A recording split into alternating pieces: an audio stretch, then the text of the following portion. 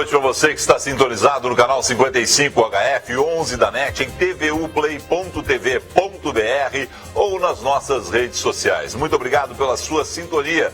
Nesta segunda-feira vamos conversar ao vivo com o prefeito eleito de Porto Alegre, Nelson Marquesan Júnior. E no segundo bloco vamos conversar com o escritor, jornalista, fotógrafo Ayrton Ortiz, que está lançando essa semana um livro sobre Londres na feira. Fique com a gente, fique bem informado, ligado na TVU.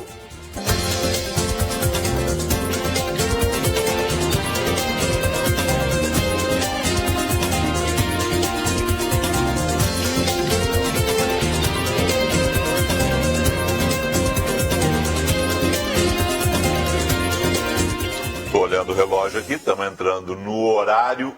E eu sei que ele tem um compromisso depois até, mas é o seguinte, ó. O senhor tem uma ideia de quantas entrevistas o senhor concedeu hoje?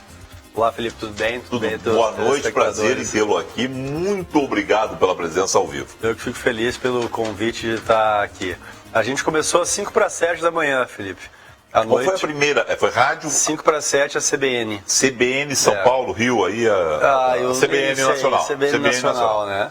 E depois a gente foi em Globo News, em Josias, né, em UOL, em Band Nacional, SBT Nacional. Alita Gaúcho, Daniel Escola, Rosane Oliveira. A Guaíba, Taline Opitz, é o Jornal do Almoço. Quem era o dono da... Vocês estão me seguindo aí, tchê. Quem era o dono da máquina ali? Era o senhor ou a Cristina? Era a Cristina. Era a Cristina. Então foi selfie no celular da Cristina. Da Cristina, Tá bom. Não tem como calcular. A Cristiane Jungblut do Globo conversou com o senhor, eu conversei com ela há pouco. Isso aí também. Né? Quer dizer, tem Nelson Marquesan em rádio, TV e jornal amanhã, o Jornal do Comércio, imagino também, Correio, todo Jornal mundo. do Comércio também. Não tem como calcular quantas, né? Não tem, não consigo me lembrar, mas são em torno de 10 aí, 12, 15. O senhor esperava a partir de quando essa vitória? Quando é que o senhor imaginou isso? Bom, agora eu tenho que calçar as sandálias da humildade, mas eu vou ganhar essa eleição. Eu não cheguei a pensar isso em nenhum momento. Quando eu senti a possibilidade de vitória, ou vamos dizer assim, a emoção, a sensação de possibilidade de vitória, e me vi talvez prefeito, foi muito no início da campanha, quando eu tive um sentimento ao escutar o meu jingle, a letra do meu jingle. Eu acho que ela... O jingle representa muito bem o sentimento atual da cidade, das pessoas em relação à política e também alguns valores e princípios que eu acho que são importantes da administração pública e da minha carreira. E aí eu chorei, foi a primeira vez que eu chorei quando eu escutei meu jingle, porque eu imaginei as pessoas com aquela credibilidade, depositando a confiança em mim para fazer tantas mudanças que são necessárias. E aí eu chorei imaginando como é que a gente ia conseguir o apoio, como é que a gente ia buscar empresas para investir aqui no Estado, como é que a gente ia reorganizar tantos problemas sociais que tem aqui, problemas da vida real, que a gente sai na rua hoje e a gente vê pessoas aqui, talvez uma das capitais tem mais problemas na questão da qualidade da habitação, né? A gente sai... Talvez uma das capitais tenha um grande problema, as pessoas em situação de rua, de crianças com déficit de creche, de fila nos postos para pegar uma ficha para a saúde. Então, a gente talvez não consiga perceber, Felipe, porque a gente adora Porto Alegre, ela é uma cidade que as pessoas são vivas, gostam da noite, gostam de cafés, gostam de cultura na rua, né? Não tem dinheiro no mercado, mas a gente vê vários artistas na rua, né, em Porto Alegre. Então, é uma cidade bela, boa, que tem uma capacidade das pessoas viverem bem, mas ao mesmo tempo a vida não está boa aqui. A insegurança ela é tremenda, uma cidade com a maior índice de criminalidade do mundo, né, uma cidade onde tem 4 vezes mais homicídios que São Paulo, uma cidade que tem ficha ainda, para tentar uma consulta. Quanto tempo vai ser implantado o teleagendamento de consultas? O teleagendamento não é o mais difícil, porque ele é um sistema que já existe, ele é um serviço que já existe, ele é gratuito, todos os municípios já usam. Nós vamos ter que conversar com os profissionais da saúde municipal, estabelecer protocolos para que ele seja realmente utilizado. Né? E a partir disso aí, estabelecendo isso e colocando este hábito, a gente pode evoluir bastante em poucos meses. Né? Na chamada do nosso programa no Facebook, tem um telespectador nosso que colocou o seguinte: como é que ele vai abrir os postos até as 22 horas? Se eu chego nos postos às 3 da tarde, já não tem mais médico. A gente vai ter que conversar com os médicos, Felipe, talvez conversar sobre a contratualização desses médicos, né? Médicos para o serviço público para 8 horas, eu quero conversar porque eu acho que não funciona.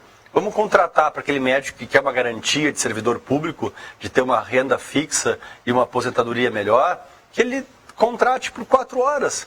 Ele faça um concurso por 4 horas e que ele tenha lá a sua estabilidade, então atenda nessas 4 horas e que depois ele vá tentar ganhar mais recursos da vida privada, através do seu consultório, através de cirurgias, enfim. Né? Essas contratações serão feitas com a diminuição do número de CCs? Essas contratações de médico, a gente tem que, o ideal é que a gente não contrate de imediato concursados, né? Que a gente trabalhe com o IMESF, porque a deficiência é no atendimento nos postos de saúde. Tá. Né? E também tem a fila, né, que são com especialistas, e a ideia entre isso é que este que atende no posto de saúde, ele possa ter esta assessoria, né, esse teleauxílio através da telesaúde por telefone, para que ele possa, no posto e na hora, evitar essa consulta com o especialista. Como o senhor vai colocar metas nos seus secretários, eu vou lhe perguntar as suas metas. Isso é uma meta para quanto tempo? 6 meses? É 1 ano? É 3 meses? É 9 meses? O meu prazo são 4 anos. Ontem eu fiz uma proposta para os eleitores e ontem os eleitores aceitaram essa proposta e me deram um prazo para eu fazer isso. Eu tenho legitimidade para cumprir isso. 4 anos é tempo demais. Seu secretário, o senhor está falando de que é 3 em 3 meses? Porque a meta, Felipe, ela é subdividida. Eu tenho que resolver problemas da saúde. As fases disso é o teleatendimento, é a questão dos postos de saúde abrir até às 10 horas, é a questão da gente administrar melhor os leitos, porque hoje a gente tem a administração. Porto Alegre não teve a iniciativa ou o poder político de trazer a gestão, que ela deve ser plena, mas a Porto Alegre não administra os leitos. Então a gente tem aí quase 1.000 leitos em tese, que se a gente pudesse administrar melhor, surgiriam mais vagas, mais 1.000 vagas nos leitos em Porto Alegre. Então isso tem que ser implementado. E cada secretário, cada departamento vai ter a sua missão e a sua meta, para que no final a meta geral, que é melhorar a segurança pública, os índices de segurança pública ocorram. Né? Tá. Então, a manchete do dia de todas as entrevistas que o senhor concedeu, que nós mostramos algumas fotos ali, é a privatização da Carris. Por onde o senhor passou, foi questionado. Como é que funciona na sua cabeça a questão de dar resultado? Em quanto tempo a Carris deveria dar resultado para ser mantida na prefeitura? Mas isso ainda é uma pergunta abstrata, né? Hoje tentaram me perguntar muitos prazos e muitos números. Eu não estou na prefeitura. Eu não tenho o administrador da prefeitura, então eu não tenho eu vou refazer a pergunta. Vamos entendeu? Lá. Não. 1 ano é suficiente para dar um balanço de uma empresa na gestão, certo? Vai assumir um presidente da Carris dia 1º de janeiro, como o senhor. Não sei se ele assume dia 1º, porque deve ter um conselho de administração. Tá. Então o executivo deve indicar o conselho. Vamos lá, que ele assume dia 1º de fevereiro. 1º de fevereiro do ano que vem, dentro do ano civil, vai sair um balanço da Carris. O senhor vai olhar, bom, a Carris que dava 55 milhões de prejuízo, deu 12 ou deu lucro. Né? É aí que o senhor decide, é 1 ano de prazo. Como é que faz isso? Felipe, talvez se decida antes, mas tem que olhar o mapa, por quais são os problemas para a Carris estar dando 50 milhões de prejuízo. É irreversível. E é o número atual, né? 55. 50 milhões do ano passado e a previsão desse ano de ter 55.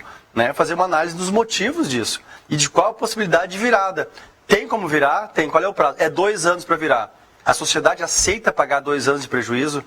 O prejuízo estimado em valor de X milhões. Aceita pagar? Não é uma análise que possa ser feita agora. E a meta daquele gestor vai ser, então, em 1 ano diminuir o prejuízo para X e no 2º ano dar um superávit de X e implementar tais técnicas de segurança pública. O senhor sabe que tem gente em Porto Alegre que não entende o seguinte, né? Que somos nós todos que pagamos o estado que a gente vive, a cidade que a gente vive. Tem gente que... E tem ojeriza de privatização. Se o senhor entrar nessa linha, o senhor está preparado para essa guerra que vai ser aberta? Não haverá essa guerra. Eu estive lá na Carris, conversei na rua com 30, 40 pessoas que trabalham na Carris e eles concordam plenamente que a empresa não pode dar prejuízo. A menina que lava o ônibus, o motorista, o cobrador, o mecânico, o outro que é da auditoria, né? Então, nós tínhamos 30 pessoas conversando. E eles sabem que a dona Maria e o seu João, que às vezes não tem dinheiro para se alimentar, não pode pagar essa conta. Você conversou com o sindicato? Eu conversei com os servidores, com as pessoas que trabalham lá, com os funcionários da Carris. Eu não sou empregado de sindicato nem de partido, eu sou empregado dos cidadãos de Porto Alegre. Tá. Eles que pagam meu salário, Felipe. Prosempa também pode ser privatizada? O que mais pode ser privatizado dentro dessa visão de que, bom, o que hoje custa mais caro do que deve ao cidadão de Porto Alegre, né, e os impostos tiver que financiar isso, pode ser... Tu tem algumas questões nucleares, por exemplo, questão de segurança pública, que se nós desenvolvermos uma inteligência, eu acho que esta inteligência, o custo dessa inteligência tem que ser do Tesouro. Né? Tu não pode privatizar e transferir a inteligência de segurança pública, né, para o mapeamento dela para uma empresa privada. Alguns serviços até dela tu pode, mas da junção de informações totais, me parece inicialmente que tu não pode. E na Prosempa a gente tem que ver isso. O que lá tem que ter de conhecimento do setor público? Se não tiver e der prejuízo, está no caminho da privatização. Não é o meu caminho, é o caminho natural. Entendeu? Porque a sociedade hoje, numa situação que a gente está de crise fiscal, crise econômica, desemprego, crise social, a gente não pode se dar o luxo de pagar mais por um serviço que não é bem prestado, porque a gente tem pessoas que têm algumas vantagens, alguns benefícios, ou têm contratos que não são fiscalizados, Felipe. A sociedade não aceita mais isso. E eu tenho certeza absoluta que se isso for explicado, se for isso mostrado para toda a população vai entender. E o que eu tenho pedido à população não é cada voto que eu pedi, não vote só. Vota se tu for me ajudar há 4 anos a fazer as mudanças que são muitas na capital, são muitas mudanças. E sem a participação popular, o Estado não muda, Felipe. O senhor já disse que um bom secretariado é secretário técnico e político. Tem uma secretaria que o senhor já demitiu o secretário no meio da eleição. A gente sabe já, o senhor está rindo, mas é verdade. A EPTC não terá o atual presidente, que é um técnico mantido. Qual é o perfil do futuro presidente da EPTC? E o senhor vai ter um presidente da EPTC e um secretário de mobilidade urbana? A gente não sabe quais secretarias vão ter. A gente vai partir do 0 secretarias. Tá. E a gente quer definir primeiro o papel da Carris. A Carris não pode ser uma empresa de fabricação de multa e perseguição de Uber. A EPTC, o senhor está dizendo? A EPTC não pode ser uma empresa de fabricação de multa e de busca de motoristas de Uber. Certo. Né? É óbvio que vai ter multa. Isso não pode ser o único foco da EPTC. Tá, mas o secretário, o presidente, vai ser um cara técnico, porque algumas pessoas dizem, se for político, sempre vai querer voto no futuro. Vai ser um cara que esteja disponível para fazer da Carris um órgão que auxilia a mobilidade, que auxilia a fiscalização de veículos roubados, de veículos furtados, de motoristas embriagados, fiscalização de todos os veículos, inclusive táxi e Uber, mas não direcionar para fiscalizar táxi e Uber, a não ser que nós tenhamos um problema específico com Uber, que pode aparecer, ou um problema específico do táxi, que já apareceram, né? O senhor está te perguntando tanto pela Carris que é a segunda vez que o senhor troca EPTC e Carris aqui, mas sem problema. Não, sem problema. Só o também, seguinte, né, Felipe? Eu estou com um déficit de sono gigantesco, né? Sem problema. Tem uma pergunta do Braulio Escobar, ele é taxi... Olha aí, do Uber, olha ele aí, é do Uber, não, ele é do Uber. Essa confusão é pior ainda, táxi com Uber é uma exatamente. confusão inaceitável. E aí é o seguinte, eles têm muito medo, é o que ele colocou no nosso Facebook lá, que Cláudio Janta venha assumir a EPTC, ou a Secretaria de Mobilidade Urbana, porque era a favor dos taxistas na votação. Qual é a sua posição táxi-Uber em relação? Isso acho que é um boato do adversário, de adversários em período eleitoral. O Janta com certeza não gostaria de assumir, até porque para assumir a EPTC ele teria que largar o mandato dele, renunciar. E para assumir a Secretaria de Mobilidade não me parece que ele tenha uma vocação para isso, né? Então não há essa... Não há, nem por parte dele não há esse interesse, Ainda da série, não de boatos, mas é óbvio que a gente começa a montar o seu secretariado. Vocês estão montando? Nós estamos montando. Nós, imprensa, começamos a montar o seu secretariado. Né? Nós achamos muito difícil que, por exemplo, Kevin Krieger não esteja no secretariado, que integrantes da alta cúpula do PTB não estejam no secretariado. Mas tem uma curiosidade. Luciano Alabarce, já que a gente não encontra nos partidos de vocês ninguém para a cultura, ele será convidado? Nós não fizemos esse mapa, não tem nenhum nome, não tem nenhuma secretaria, não tem número de secretaria, não tem quais secretarias. Acreditem, não há absolutamente nada sequer conversado com ninguém. Nem um nome, nem um número de secretarias, nem um espaço definido. Acreditem em mim, isso é verdade, é 0. nenhuma frase com nenhuma pessoa sobre isso. Nem com Kevin Krieger, nem com Maurício Dietrich. Nem com Kevin Krieger, nem com Maurício Dietrich. Tá. E para fechar essa questão, em quanto tempo o senhor monta esse secretariado? Na sua cabeça? Não sei. Dia 1º de janeiro ele estará montado. Quantas pessoas... Mas será um secretariado muito menor. Tá. Quantas pessoas vão ser do núcleo duro dessa decisão? Não tem isso, Felipe, estabelecido ainda. Não tem isso. Tem nomes que não precisam de núcleo duro. Se o Bill Gates quiser vir ser secretário municipal em Porto Alegre, não tem núcleo duro, está decidido. Bill Gates será nosso secretário. Pessoas de fora da cidade serão recrutadas? Se forem pessoas sabidamente que têm muito a contribuir com a nossa capital, serão recrutadas. Pessoas que têm experiências de 10, 20, 30 anos bem-sucedidas em capitais, em estados do governo federal, serão trazidas para cá, se disponibilizarem a vir aqui para ter um desafio gigantesco, que é a situação financeira da nossa capital. Estamos conversando com o prefeito eleito de Porto Alegre, Nelson Marquesan. Como o assunto transição é um assunto que interessa, a gente vai continuar em mais um bloco conversando com ele, tentando tirar informações a respeito dessa transição. Por sinal, ele já conversou com o Fortunati depois do intervalo. Vocês já tiraram todas as informações.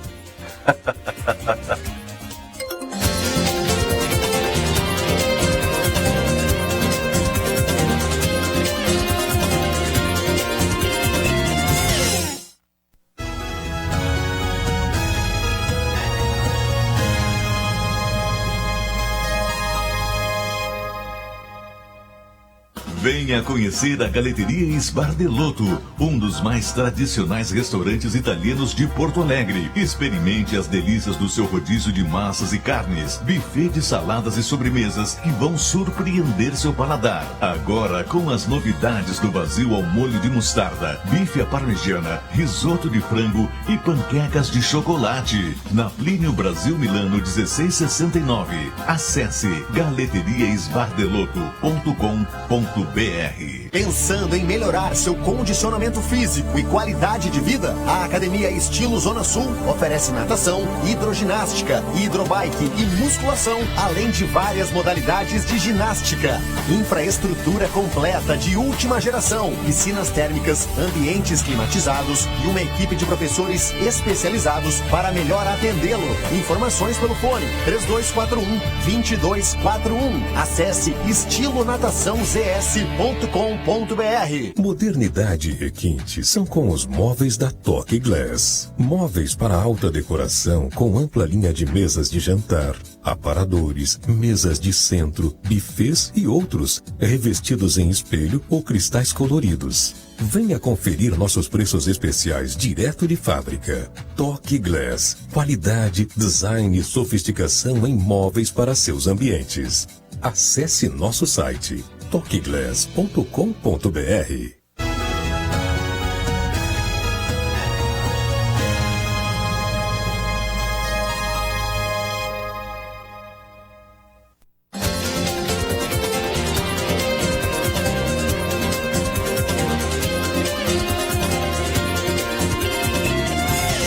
Voltamos então para o último bloco com Nelson Marquesan, nessa participação especial do prefeito eleito de Porto Alegre. Algumas perguntas rápidas. A questão financeira. Como o senhor vai fazer para cumprir as propostas de campanha com essa crise que o país vive? Essa pode ser uma pergunta rápida, mas a resposta não tem como ser rápida, né?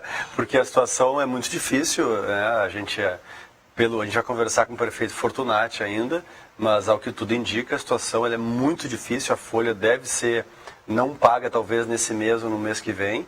E a gente vai ter que buscar muitas alternativas, né, para continuar com alguns investimentos, ou para ter investimentos, atuar com parcerias público-privadas, diminuir algumas despesas de custeio da máquina, muitas despesas na verdade, atuar nas estatais para que elas diminuam e parem, se possível, no primeiro ano de dar prejuízos, como Procempa, Carris, né, acertar essas contas e tentar de alguma forma fortalecer a arrecadação, né, do ponto de vista de justiça tributária, daquelas pessoas que não estão pagando, a gente tentar buscar de alguma forma trazer esses tributos não pagos, tendo a consciência de que a situação econômica é muito difícil, né, Felipe, que isso pode se tornar inviável. Então é um grande desafio em todas as prefeituras, mas aqui em Porto Alegre me parece que a situação é bastante mais difícil. O senhor conversou com o Fortunati hoje?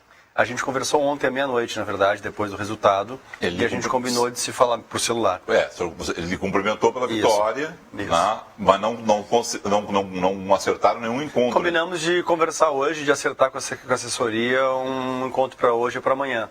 Então, tá hoje pendente. não foi realizado. Não foi realizado até porque hoje a demanda de imprensa, de mídia, foi muito grande. Eu acho importante, né, que a gente possa atender os diversos meios de comunicação, as diversas mídias e ir conversando. Acho que a sociedade tem essa expectativa e a imprensa tem um papel importante. Qual é a sua expectativa em relação ao encontro com o Fortunati? O primeiro encontro é uma conversa informal, apenas para, né, de troca de relações, enfim, de a gente começar a pensar numa questão da transição, né? Mas não tem uma pauta específica de trabalho, né? É apenas o início, um primeiro encontro para que as eventuais tensões de campanha possam ser eliminadas e a gente possa trabalhar de uma forma bastante mais consistente. Quem vai lhe representar na transição?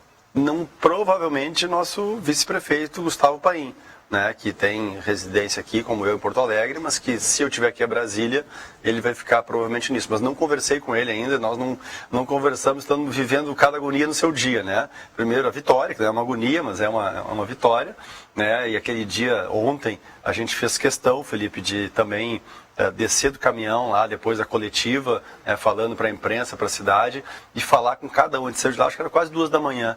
Né? Ficamos cumprimentando, tivemos mais de 1000 selfies, eu acho, porque cada pessoa que estava lá, a gente fez questão de apertar a mão, porque a nossa campanha foi assim, foi na rua, todos os programas gravados na rua, com muita conversa com muita gente, não teria como uma comemoração, né, no dia da vitória ser diferente. Então a gente fez isso e hoje a gente começou às 5:45 da manhã e depois daqui a gente tem outra empresa de comunicação que a gente vai e devemos acabar às 11:30 da noite.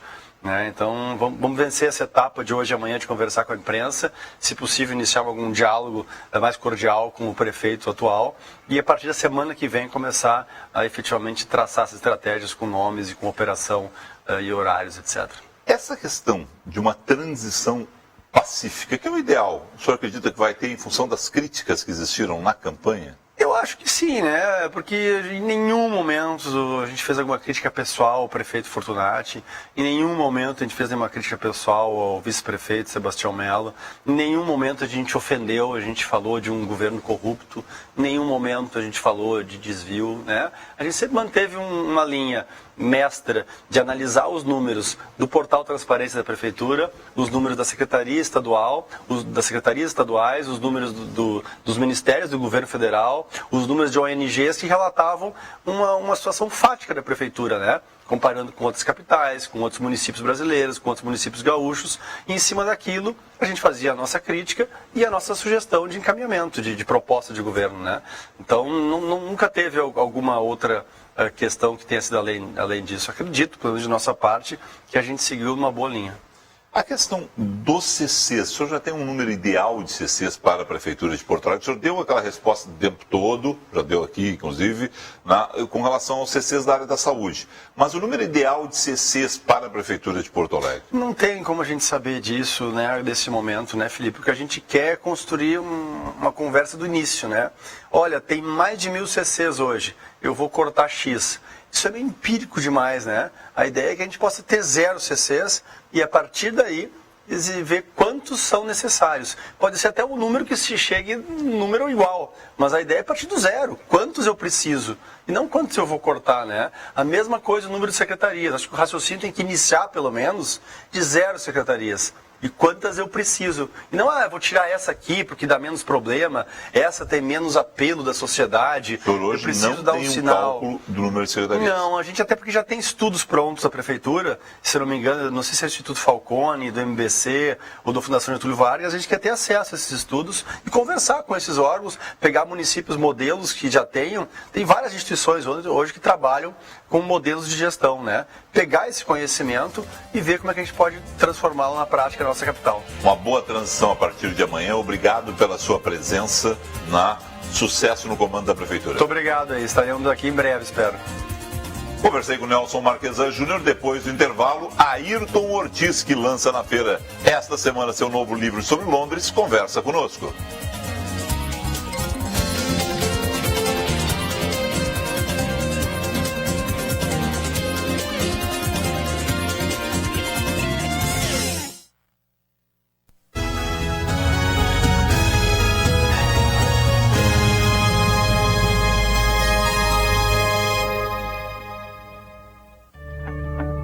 Investir em saúde é garantir qualidade de vida.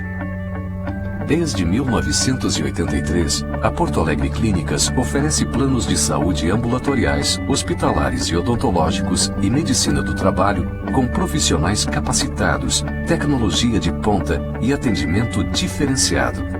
São serviços de excelência, prestados para a segurança do funcionário, o sucesso da empresa e a tranquilidade da família. Com unidades na capital, Cachoeirinha, Canoas e Gravataí e ampla rede credenciada na região metropolitana, a Porto Alegre Clínicas coloca à disposição todas as especialidades médicas e terapias. Tudo isso proporciona muito conforto e agilidade nos mais diversos diagnósticos e tratamentos. É mais saúde e tranquilidade para a sua empresa, para você e para a sua família. Porto Alegre Clínicas. Soluções completas em saúde. Agora em Porto Alegre, Jalapeño. Venha saborear uma viagem de sabores e delícias da tradicional cozinha mexicana e apreciar esta nova e inigualável fusão de sabores, como o burrito mexicano, nachos, tacos e quesadilhas, todos acompanhados pelos deliciosos molhos especiais. Com ou sem pimenta, um deleite para os paladares mais exigentes. Pensou comida mexicana? Já pro Jalapeño. Praça de alimentação do Bourbon Shopping Vale de Assis, Brasil.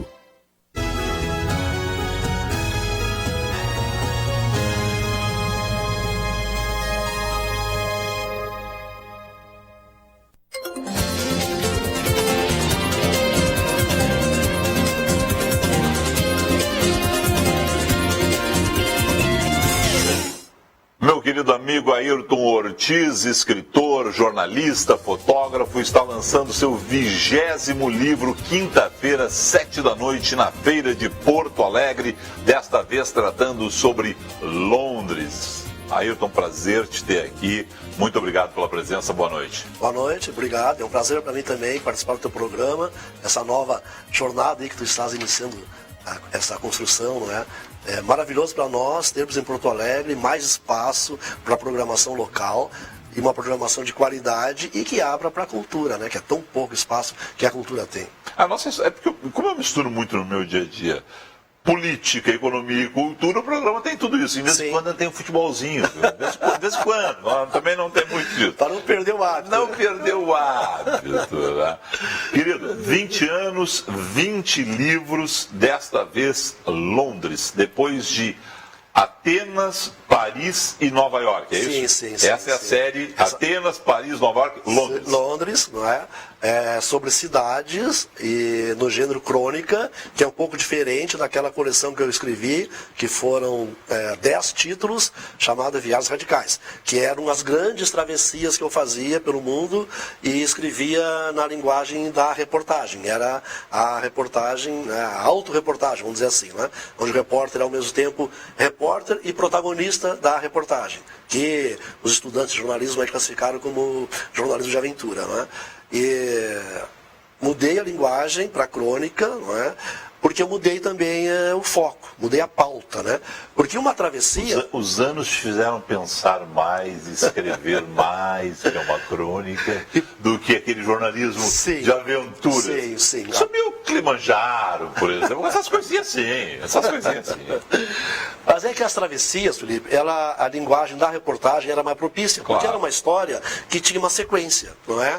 Na cidade, não. Eu vou para uma cidade, fico morando 3, 4 meses lá, que é um sacrifício. É um sacrifício. Morar em Londres é um sacrifício. Claro. Né? Morar em Atenas foi um sacrifício. Foi um sacrifício. Morar em Nova York foi horroroso. Paris pior ainda.